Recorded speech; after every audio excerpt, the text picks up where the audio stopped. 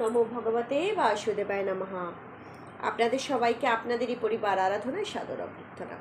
আজকে খুব সুন্দর একটি তথ্য প্রদান করব। যাদের বাড়িতে লাড্ডু গোপাল আছে, রাধা কৃষ্ণ মানে শ্রীকৃষ্ণ আছে, নারায়ণ আছে, শালগ্রাম শিলা আছে, বা রামজি আছেন, বা নৃসিংহদেব আছেন, বা রামজির বা নারায়ণের শ্রীহরির যে কোনো অবতার আছেন, যে রূপ আছেন, একাদশীতে আপনি ব্রত করুন বা না করুন, আপনি রাশি অনুযায়ী কি ভোগ প্রদান করলে আপনার জীবনে হয়ে যাবে বল্লে বল্লে, আপনার জীবন হয়ে যাবে বল্লে বল্লে, অর্থাৎ আপনার জীবনের ভাগ্যের যে বন্ধ দরজা আছে সেটি একদম খুলে যাবে, আপনার ভাগ্যের তালা খুলে যাবে, আপনার জীবন সৌভাগ্যময় হয়ে উঠবে, সমৃদ্ধময় হয়ে উঠবে, শান্তিময় হয়ে উঠবে।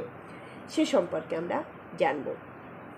কিন্তু তার আগে যারা চ্যানেলটিকে এখনও সাবস্ক্রাইব করে উঠতে পারেননি তাদেরকে অনুরোধ করব, চ্যানেলটিকে সাবস্ক্রাইব করে পাশে থাকা বেল আইকনটি ক্লিক করবেন এবং আমাদের ভিডিও অবশ্যই শেষ পর্যন্ত দেখবেন, লাইক করবেন, শেয়ার করবেন, আর অবশ্যই সবাই শ্রীহরির যে রূপকেই আপনারা পছন্দ করুন, শ্রদ্ধা করুন, ভক্তি করুন, ভালোবাসুন, সেটা লিখবেন। জয় শ্রীকৃষ্ণ, জয় লাড্ডু গোপাল, তারপরে হরে কৃষ্ণ, তারপরে জয় শ্রীরাম, জয় ওম, হরি ওম, বিভিন্নভাবে বিভিন্ন আপনারা যে ভগবানের প্রতি শ্রদ্ধা নিবেদন করুন, খুব ভালো লাগবে। দেখুন, একাদশী সমস্ত ব্রতের মধ্যে শ্রেষ্ঠ ব্রত। স্বয়ং পুরাণে তো প্রত্যেকটা পুরাণে বর্ণনা করা আছে একাদশী মাহাত্ম্য। এবং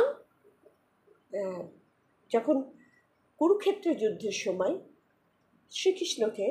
শ্রীকৃষ্ণ যখন অর্জুনকে যখন সংসারের সার বোঝাচ্ছিলেন, তখন কিন্তু বলেছেন গাছের মধ্যে কোন গাছ, ব্রতের মধ্যে, মাসের মধ্যে কোন মাস পছন্দ। ব্রতের মধ্যে হচ্ছে একাদশী, খুবই পূর্ণ একটি ব্রত।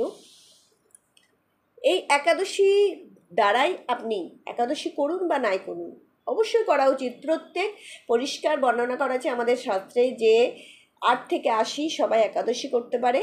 এবং সবাই, আপনি যে ধর্মেরই মানুষ হন না কেন, একাদশী করতে চাইলে আপনি করতে পারেন। একটাই শর্ত, বিশ্বাস আপনাকে রাখতে হবে। আর আপনি কি করতে পারেন,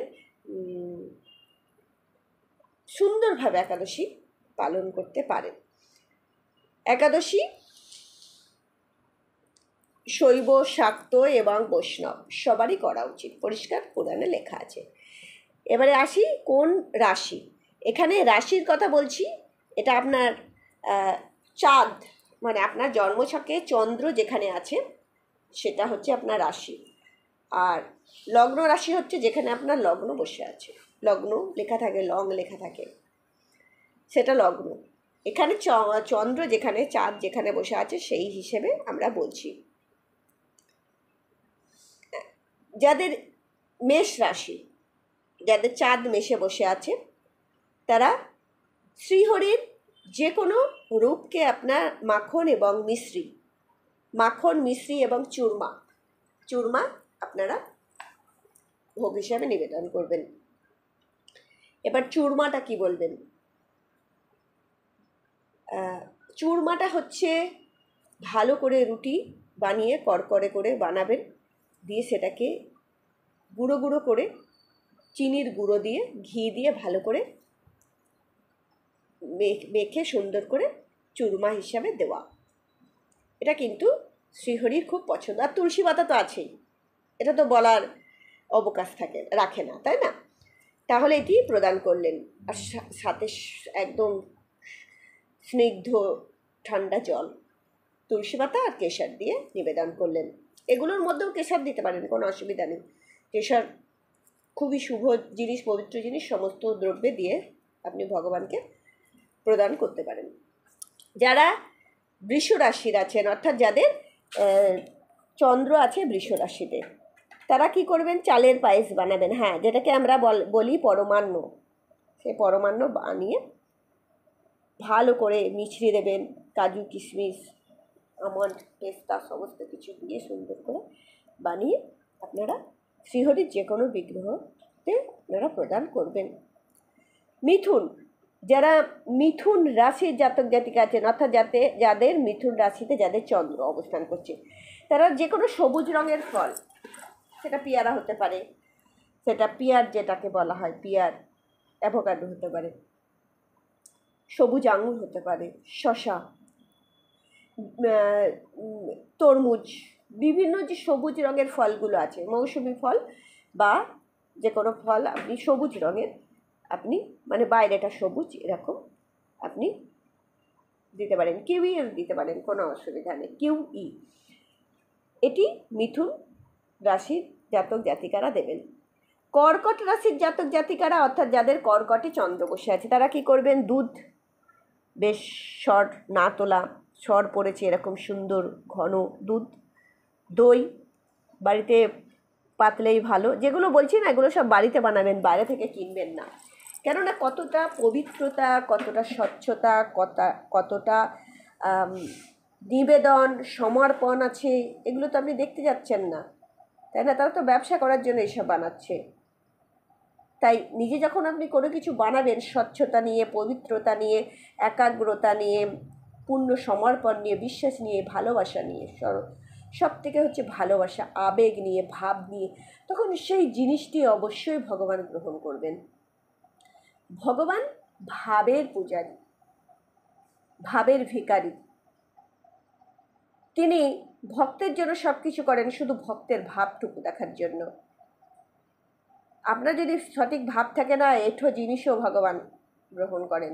সবরি, মাতা সবরি তার প্রমাণ।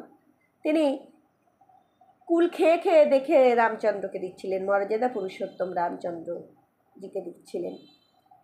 আর ভগবান ভাবে বিভোর হয়ে তার পরম ভক্তের এঠো কুল খাচ্ছিলেন। লক্ষ্মণ কিন্তু রেগে যাচ্ছিলেন যে আমার দাদাকে, যিনি জগদীশ্বর, তাকে এঠো কুল দিচ্ছেন।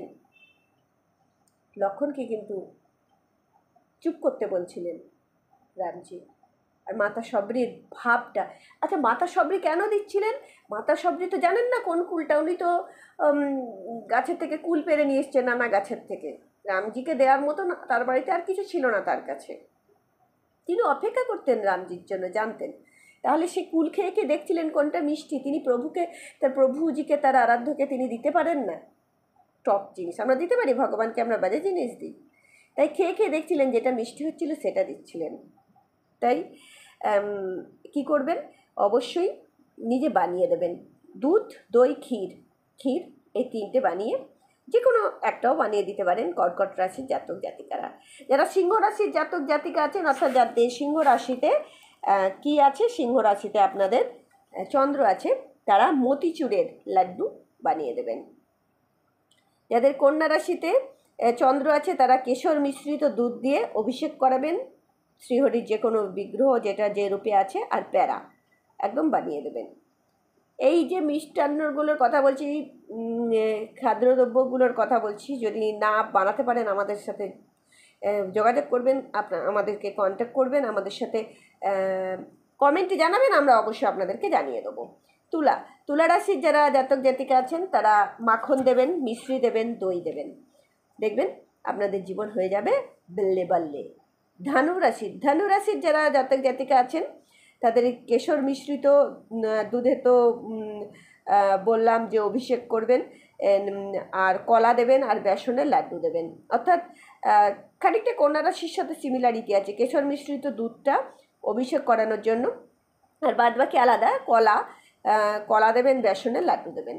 যারা মকর রাশির জাতক জাতিকা আছেন, চুরমা দেবেন। চুরমা তো কীভাবে বানাবেন বলেই দিয়েছি। কুম্ভ রাশির যারা জাতক জাতিকা আছেন, শ্রীফল দেবেন।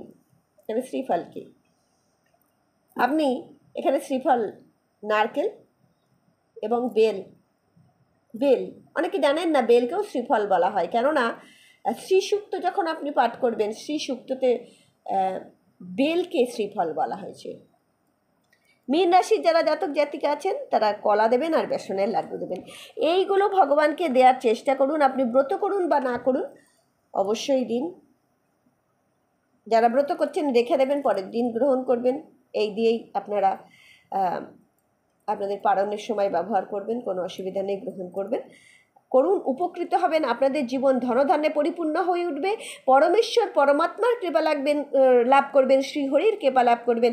সবাই একবার তাই হাত উঁচু করে অবশ্যই বলুন জয় শ্রীরাম।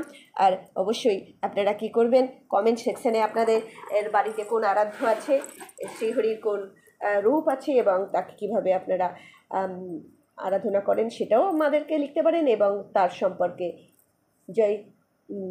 যে জয়সূচক যে সম্বোধন সেটি অবশ্যই লিখে পাঠান। ভালো থাকবেন। হরি ওম।